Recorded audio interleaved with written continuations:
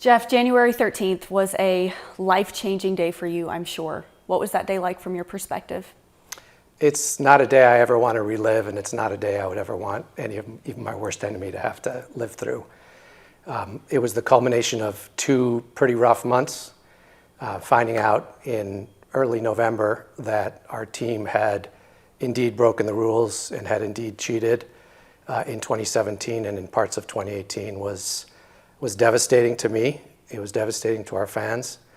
And getting suspended by Major League Baseball, because I was GM during that time, I figured I was going to get some punishment. I figured I was looking at some suspension because I was the GM. I was not expecting a year-long suspension. I was certainly not expecting for the team that I had spent 8 years building to fire me, let me go.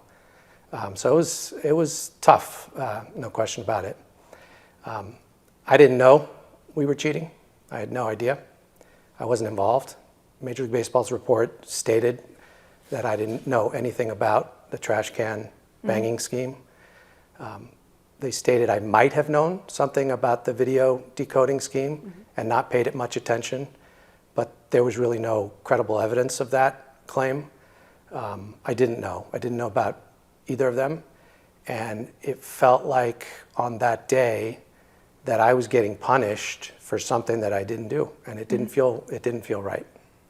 From the beginning, you've had the same story, which is that you did not know about cheating on any level. When was the first time you heard anything about the Astros cheating in any capacity? There had been some rumors in 2018, and in fact, at 2 points in time, someone from MLB told me either in a casual conversation or called me and said there had been rumors of the Astros sign stealing in 2017, but I wasn't asked to follow up on it. There was no, they weren't asking me to do anything. It was sort of a heads up, and I didn't think we were doing anything, so I didn't pursue it. It isn't a story, it's the truth, Vanessa, and I've been consistent with the truth that I didn't know from the beginning. The very first interview I had with Major League Baseball all the way until today. And when you're telling the truth, it's pretty easy to be consistent because you're just recounting what happened. And if I go through all of my behavior, all of my actions, they're consistent with someone that tells the truth, and they're also consistent with someone that didn't know. I did a lot to try and prevent us from doing anything wrong.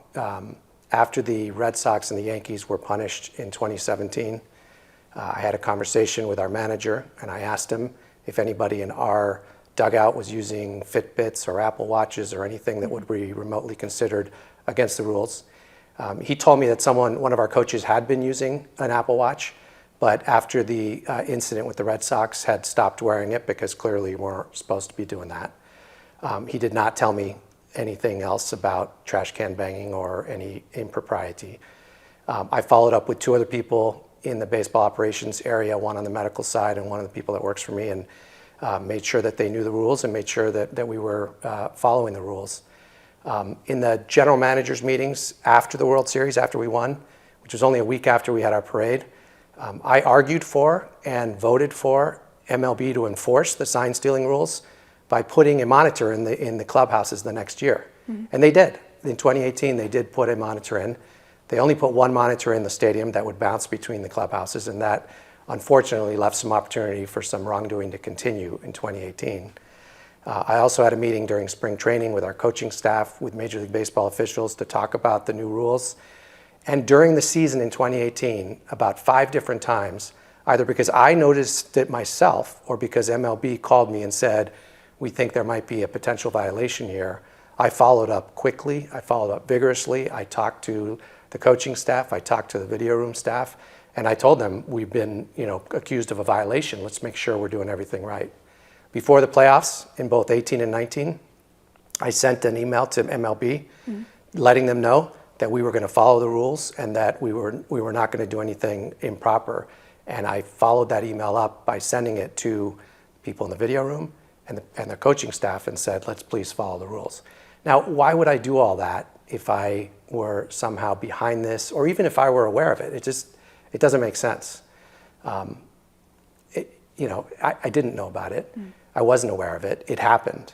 It was bad. it shouldn't have happened. Our team broke the rules, and I'm sure there was some advantage gained from breaking the rules. But unfortunately, had I known about it, I would have stopped it. Nobody came to me and told me it was going on, and I just didn't know. Some people will say there is no way you couldn't have known. Do you have any evidence of that? So I understand that. If I were a fan and I heard about this scandal, I would assume that the GM might have known. So I get that. And let's start by me saying I wish I knew, because if I knew, this never would have gotten to where it got to. I do have a lot of evidence. It's hard to prove that you didn't know something. It's proving a negative. But the investigation interviewed dozens and dozens of people, players, video staff members, coaches, etc. None of them said that I knew. The investigation looked at emails, text messages, Slack messages, tens of thousands of messages from different people. I handed over my phone to the MLB investigators. They went through all of my messages and everything on my phone. I provided to the investigators several pieces of evidence that they used in the investigation. Unfortunately, they turned some of those back around and tried to implicate me to say that I might have known, but I was proactive in assisting them in the investigation. And then after the investigation was over and I was fired, I got access to about 22,000 text messages that were from personnel in the video room. And it was clear from those messages that they were communicating back and forth about the rule violations. They were aware of the Red Sox and Yankees rule violations. They were aware it was wrong. And they also were using text messages to cheat on the job. They were communicating signs, and this was to coaches, this was to people in the video room. It's all there in black and white, and it's what's also clear from it is who's not involved. I'm not implicated. I'm not in any of those text messages. In fact, there's a few text messages where they say, "Don't tell Jeff." So it's pretty clear that I wasn't involved from that, but it's also clear who was involved and how often it happened, and the extent to which it happened. Who had access to those texts and documents? The documents, the text and the documents are all part of the investigation. So Major League Baseball had all of it. The Astros have all of it. And like I said, it's all there in black and white. It's pretty clear when you read through those text messages, and I'm talking about the video decoding scheme. I'm not talking about the trash can banging scheme, two separate things. But it's pretty clear who was involved in the video decoding scheme, when it started, how often it happened, and basically when it ended. And it's also pretty clear who was not involved. And I don't know why that information, that evidence wasn't discussed in the ruling, wasn't used. The people who were involved that didn't leave naturally to go to other teams are all still employed by the Astros. In fact, one of the people who was intimately involved, I had demoted from a position in the clubhouse to a position somewhere else, and after I was fired, he was promoted back into the clubhouse. So none of those people faced any repercussions. They weren't discussed in the report, but the evidence is all there that they were involved. What were your specific conversations with Rob Manfred during and after the 3-month investigation? I had two lengthy interviews with Major League Baseball investigators, and there was a lot of back and forth between Rob and Jim, and Rob and Jim's general counsel, Giles. And they were telling me more or less what Rob was thinking. And it was clear to me from the very beginning that the players weren't going to be punished, that the ownership, Jim Crane, was not going to be punished. So it didn't really leave a lot of places for the investigation to go. And when I received a letter on January 3rd with all of the accusations about me, I was shocked, because none of the evidence that the letter contained was actual evidence that would hold up in a court of law, in a court. It just wouldn't. It was all speculative. He might have, he was copied on this email, he might have read it, you could read the email to think that he might have known, etc. So what I did is I asked Rob Manfred for a meeting, and I flew to New York, and I put together a binder. It's about 150 pages long. It's 14 different tabs. And I refuted with facts, with emails, with documents, with testimony, each and every single allegation that was in that charging document. And I sent it to him ahead of time, and I went through it with him there in person. I also looked at him, and I told him I would like to take a lie detector test, because it essentially came down to one person's word that I might have known against my word. And I have 16 years in the industry. I've been complying with rules for 16 years. In fact, early in my career, I helped Major League Baseball lead a study to about how to eradicate wrongdoing in the international market, because there was so much mischief going on. I have a long track record of following the rules and helping apply the rules, and in fact helping create the rules. I knew Rob knew all of this, and I also knew that I had a lot of people that would speak for me. So I presented to Rob 2 pages of references, people inside of baseball at all levels, from owners to former commissioners to people that have worked with me for 16 years. And I presented him also a list of people that know me from outside of baseball in my 3 careers before. And I wanted him, he could have called any one of those people to ask about my integrity, my character, my honesty. And he chose not to contact any of those people. He turned down my offer to do a polygraph test. I don't know how much of the 150-page binder he read, but none of it made its way into the final report. So frankly, he had his mind made up. He was going to punish me. There was nowhere else to go. He was going to punish AJ as well, and AJ admitted that he knew. AJ also admitted that he never spoke to me about it and never told me about it. But with me, it was a tougher case. I mean, they extended the investigation for about 2 weeks just so they could find more evidence about me. And how do I know that? I was told that directly from somebody working on the investigation, that you are the target of this investigation. They are going to continue to dig until they find something on you. And they did. They found something that they believe is evidence. It's not. I refuted it very quickly and thoroughly, but it was enough for them to feel good about suspending me. Why would Rob Manfred say no to you taking a lie detector test? Why would he not call your references? Why would he not want that? Major League Baseball had to deliver a punishment that was perceived as severe to the other clubs. The Dodgers and other clubs, but I know the Dodgers for sure, were adamant about some big punishments. And they wanted the manager and they wanted the general manager to go down in this scandal, and they got it. And I think the investigation was not attempting to really uncover who did what and who was responsible. It was, the goal of the investigation was to deliver punishments that Rob could feel good about and that would calm the panic that all the other teams, I mean, there was a drumbeat for punishments. And so they weren't going to punish Jim, like I said. They weren't going to punish the players. I didn't have an assistant GM. We have a very thin front office in terms of layers, so there wasn't too many places to go. So they had to create a case that they felt good enough about in order to punish me. When you look at these texts and these emails and you kind of pick out smoking guns per se, how many do you have? And are you and AJ included in any of these text messages, these group texts?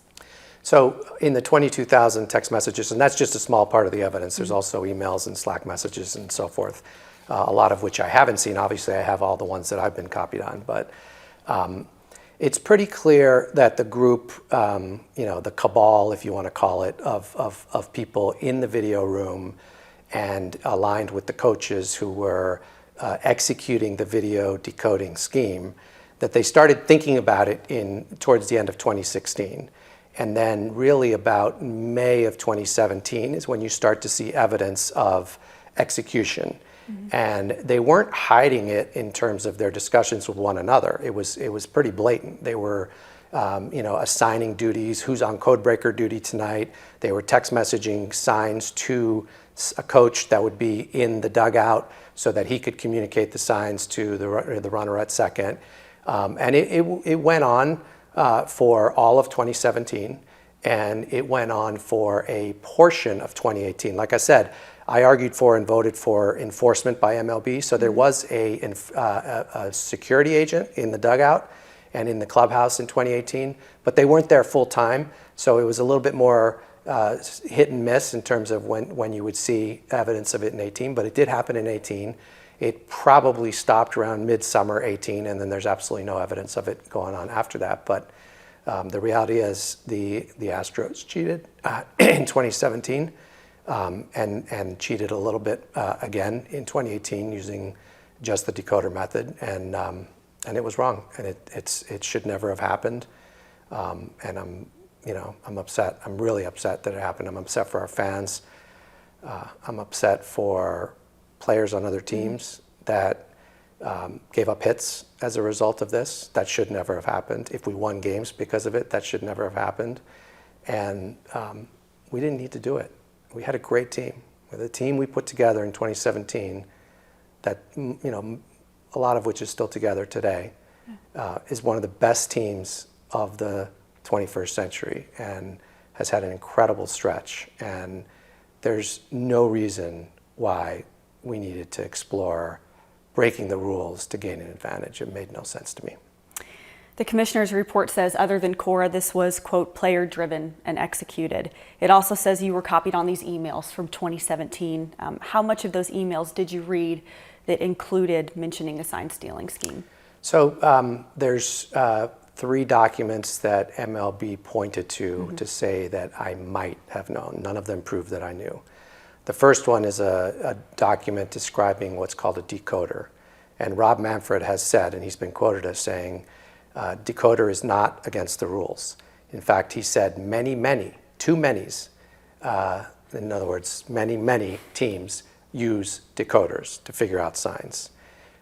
So I saw one page referring to a decoder out of a 19-page presentation in September of 2016 before we were even doing anything with it. So that doesn't prove anything. There were 2 emails. One email in May of 2017 from someone in the video room. It was a 1,500 word long email. And on or about the 1,000th word, it referred to the system. And it said the system is talking about pitch tipping. Now, pitch tipping is completely legal. Pitch tipping is when you try and figure out, when you're at the plate, what the pitcher's going to throw based on some movement in his hands or some movement of his body. So that doesn't prove any wrongdoing, and there's nothing wrong with that. The other email from September of 2017, which was sent out, August of 2017, sent out the weekend that Harvey hit, and we were all scrambling to figure out where we were going to play that series. Also 1,500 words long, and on or about page 6, after 12 pictures of George Springer and 12 pictures of Derek Fisher hitting, it mentions, it calls it the sign stealing dark arts. It does not refer to electronic sign stealing. It does not refer to rule breaking behavior. Rob Manfred has said on many occasions, sign stealing is allowable, it's legal, as long as it's not aided by the use of electronics during a game and the video during the game. There's nothing in that email that mentions we were using electronics or video, but it did include the words sign stealing. Now, I didn't read through the entire email. I wish I had, because I might have been curious enough to ask some follow-up questions. About 2 weeks after I received that email, I was clearing out my inbox, and I went through and replied to 19 messages over the course of about an hour and 10 minutes. The last 3 messages I replied to were all done in the last minute, and the very last one was the message in question here. And I wrote back to the author and I said, thanks for your good work, and that was it. And from the timestamps on my reply, it is clear that I spent roughly 10 to 15 seconds on this email. There's no way I got to 1,100 words and read about the sign stealing. I gave all this information to MLB. I have the timestamps in my Outlook. It didn't matter. Again, they were looking for any shred of evidence that had sign stealing in it where they could say that I might have known. I never typed the word sign stealing. I never typed the word decoder. I never communicated or spoke to anybody about any of these things. It just never happened. The absence of any facts regarding me speak very loudly. I mean, they went through years and years of emails and texts and voicemails and messages and documents, and there's nothing in there that suggests that I knew. And if I were involved, there would be something somewhere, and it just didn't exist. There's another incident before anything about cheating was revealed, and it's Brandon Taubman making insensitive remarks to a female reporter. What are your memories of that night, and what was your role in the cleanup of that? That was, I was so disappointed that that happened. That should never have happened, first of all. But I was actually more disappointed in how the Astros reacted to that. The night that the organization found out that this was going to be a story, there were several people actively conversing about what to do about it. Now, you probably know this as a reporter, but as a general manager, I don't write press releases. I see them before they go out if they have to do with baseball operations, and I'll approve a quote if it's supposedly my words, but even my quotes are written by someone else. This particular response was crafted, edited, and written by the person that runs the legal operation for the Astros and the person that runs the marketing and PR for the Astros. Those two wrote it, edited it, and sent it out. Now, they did syndicate it. When I say syndicate it, there were other people copied on the email traffic that evening. Nobody said, don't send this out. I should have said that, and I feel bad that I didn't, because my gut was telling me this was probably not the right reaction. Even though everybody in that group believed that the incident was innocent, which it turned out not to be, it still didn't feel like the right reaction because it was so aggressive. At one point, I objected to it, not as vociferously as I wish I would have. My objection was ignored, and 20 minutes later, the response was sent out. It was very clear immediately after the response was sent out that it was horrifically wrong, and it made us look terrible. Nobody wanted to take responsibility for that response. 2 days later, we're in Washington, D.C., and that morning I had fired Brandon, and I was asked if I would talk to the media about firing Brandon. I agreed to do it. Nobody else was willing to do it. About 20 seconds before I walked into a room filled with baseball reporters who were all looking to attack somebody, I was instructed by one of the people that wrote the response not to disclose who wrote it, and to make everybody understand that it was an Astros response, but not to talk about the people who were involved. I followed those instructions. I sat there for 20 minutes and was attacked by every media outlet in the country. And I know I didn't handle it as well as I could have. But I didn't want to lie, so I told them that I had seen the response before it went out, which essentially made me the face of the response because no one else was willing to face the music. When that interview was over, I received a text message from the other person who had been involved in writing it and crafting it, thanking me for taking one for the team. I shouldn't have taken one for the team. I didn't write that response. It was a horrible response. Should never have happened. But unfortunately, I did. I mean, I take my responsibility in it. I should have stopped it, but that's not my area of expertise. I was busy preparing for the World Series. There are people in the company, the legal department, the marketing department, the PR department. Those are the people that are involved in crisis management, and they botched this one big time. What is your biggest regret from your time with the Astros? Undoubtedly, the fact that the success has been stained by what happened in 2017 and 18 to a certain extent. This team was so good. I mean, Vanessa, you got to go back to, you weren't here. We were terrible. 2011, 2012, 2013, it was the worst team in baseball, and it wasn't even close. And we didn't have a very good farm system either. We turned it around completely. By 2015, we made the playoffs. Think about it. 2015, 2017, 2018, 2019, 2020, 5 playoffs in 6 years, 4 American League championships in a row, 2 World Series appearances, 1 title. That's a run no other team in baseball has been on that type of run. Maybe the Dodgers, but they never got to the same endpoint that we got to. Why we have to soil that with ridiculous cheating executed by people who are, weren't, they didn't ask for permission. They just did it. Whether it's the players or the video staffers, they just decided on their own to do it. And that's a shame, because had they come and asked me for permission, I would have said no. Had they gone and asked Jim for permission, he would have said no. There's just no reason why that should have happened. My other regret, quite frankly, is that I looked forward to and I enjoyed the challenge of taking a terrible organization and turning it into a dominant organization, a dominant team. I was looking forward to the challenge of keeping the team dominant over an extended period of time. It's been 6 years of really, really good baseball in Houston, and that's been wonderful for our fans in our city. I was looking forward to how do we take that 6 and turn it into 12. Mm-hmm. Now, there's a lot of good people in the front office. There's still a lot of good players. Fortunately, I signed Bregman and Altuve before I left, and we kept Tucker, and we've got a lot of. We still have Whitley on the farm. We still have a lot of promise, and the young players are doing well. And I think James Click will do a terrific job. I really do. And with the people that are in the front office, I think they've got a good chance of keeping this team relevant for another couple of years.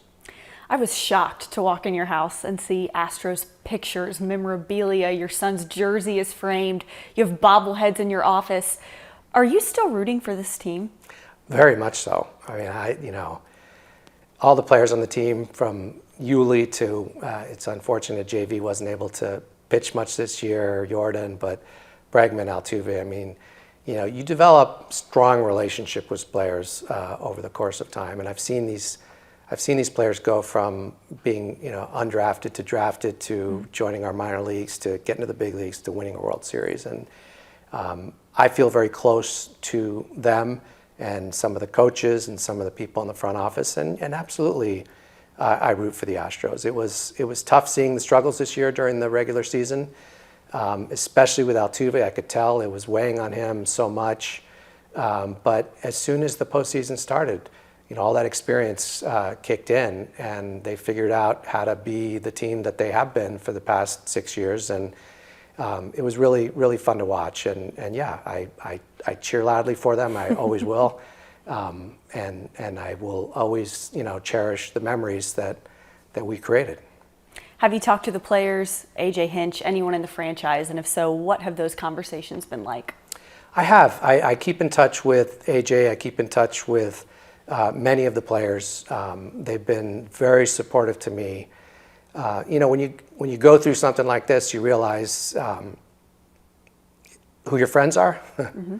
and who was just sort of hanging around because they, because I happen to be in a position that I could get them tickets or I could tell them fun stuff. But there have been several of the players and staff members that have, that care about what happens to me. I know this has been really hard on you. How would you describe the last 9 months? Like I said, nothing I'd wish on somebody else. It's been in some ways the worst of times, but at the same time, it's given me an opportunity to, getting fired for the first time. I mean, I've been working since I was 16 years old, either working or going to school. So to get fired at this point in my career was a little bit stunning. But I never took vacation days, so it was nice to have some time at home. I've got a 6-year-old. I spent a lot of time with him. I have 2 kids in their 20s, and they were here. Combination of getting fired and then having a pandemic allowed me to spend a lot of time with my family, which was great, because when you work in baseball, you sacrifice family time. It also gave me an opportunity to think about what I want to do next, and there's so many interesting opportunities mm-hmm. out there. And I did a lot of projects. I'm working on a book. I've studied a lot of things that I've wanted to study. I've read a lot of books that I've wanted to read. So in some respects, it was a good time for me to take a 6-month sabbatical and pursue some projects that I wanted to and spend some family time. I wouldn't have written it up this way, but it's been okay. Do you ever want to work in baseball again? And if so, what's next for you? So, baseball, I wasn't in baseball until 2003. It's been 16 years of my life. I love it, and I love a lot of the people in it, and I love the challenge. I had 3 careers before baseball, and so I came in my early 40s and actually late 30s, and in 16 years, I won 5 World Series rings. So that's a lot. I accomplished a lot. I worked in 2 organizations and helped completely transform them into winning, consistent winners. And I feel good about what I did. Could I do it again? Yeah, I could do it again. Is it something I want to do? It depends. It would depend a lot on the owners. I was not expecting to be treated the way I was treated at the end by the owners of the Astros. If I trusted the owners and I trusted and the team had potential and I wanted to do it again, I know I could. I'm good at it. I've been doing it for a while. But at the same time, I've taken a hard look at the NFL, at the NBA, a little bit at NHL. I didn't grow up around hockey, so that was a little tougher. Esports, soccer, both in our continent and in Europe. And what I realized is that the opportunity to apply business practices and analytics and technology and to really modernize a sports organization the way I helped to modernize the Cardinals and the Astros, that exists in every sport. And so, why my skills aren't stuck in baseball. I could easily transfer them to another sport. So I'm considering all my options at this point. There's some projects I'm currently working on, some projects I have been working on, and I'm hopeful that in the next couple of months, at some point, I'll have to get a job. So we'll figure something out. Why was now the proper time to speak out about this? Well, after I was suspended and fired, I wanted to take some time to reflect. I didn't want to, I knew that things were being said about me that were wrong, but I also knew that the Major League Baseball was still investigating other teams. The Red Sox were under investigation. I didn't want to get in the middle of that. And then the pandemic hit, and then the season started. And once the season started, I knew I wasn't going to say anything until the Astros were done playing. I didn't want to take away from anything that they were trying to do this year. But it's been hard to read and to hear how I've been portrayed in the media, that I was the mastermind, that I was behind this, that I was somehow involved in this. It wasn't. I didn't know. I wasn't involved. Major League Baseball said I wasn't involved in the trash can banging.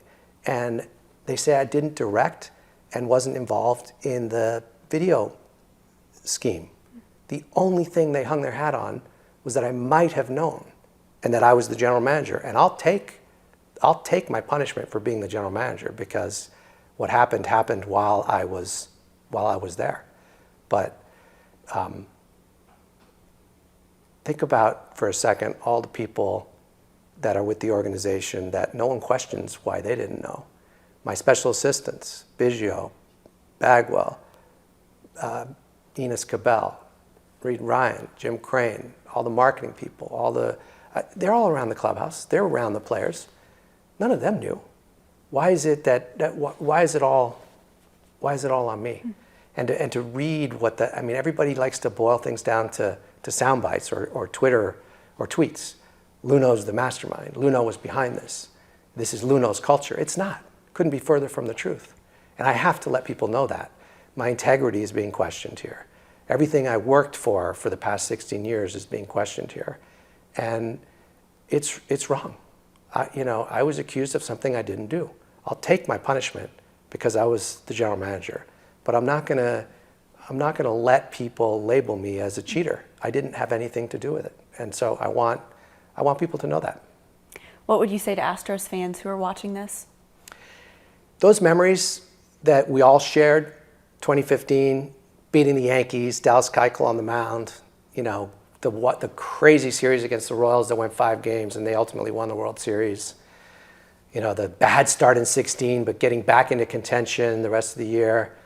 You know, 2017, everything about 2017 was incredible. I mean, beating the Red Sox and then the Yankees and the Dodgers, the 3 most powerful teams in baseball, and winning our first championship in franchise history. No one can take that away from us. Those are memories that will always be with us. Going back out in 18 and getting to the ALCS. In 19, getting to the ALCS. In 20, getting to the ALCS. In 19, getting 8 outs away from winning our second World Series. I mean, that happened. It happened. We had players on the field. The fans were joyed. Don't ever let anybody take that away. But at the same time, let's learn from this experience. Mm-hmm. You know, the Astros broke the rules. They shouldn't have done it. I'm mad about it. We should be mad about it. We should use it as a learning experience. And I will use it as a way to teach my kids between right and wrong, and that you're supposed to follow the rules. The rules are there for a reason. And this is a life lesson for everybody.